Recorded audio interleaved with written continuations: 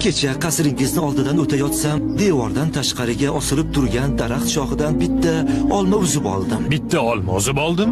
Ha, qornim juda och edi. Yonimda hech narsam ham yo'q edi. Xo'sh, oldimga nega kelding? Aybimni tan olib, sizdan kechirim so'rash uchun keldim. Gunohimni kechiring. Bo'lmasa, Allohning oldidan nima deyman?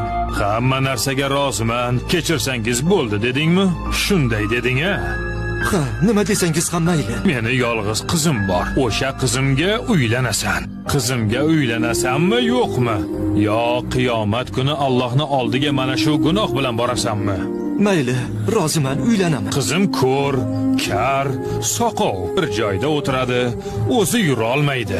Assalomu alaykum va rahmatulloh. Alaykum assalom va rahmatulloh. Iya, siz gapiryapsiz-ku. Nega buncha hayron bo'lyapsiz? Otangiz menga sizni ko'zi ojiz degan edi. Bu faqat halolga qaraydi deganlari. Sizni kar ham degandi. Ha, men g'iybatni, yomon gapni eshitmayman. Sizni soqov degandi-ku. Faqat Alloh rozi bo'ladigan so'zlarni gapiraman. Otangiz sizni yura olmaydi degandi. Faqat halol yo'lda yuraman. Ya Alloh. Subhanalloh.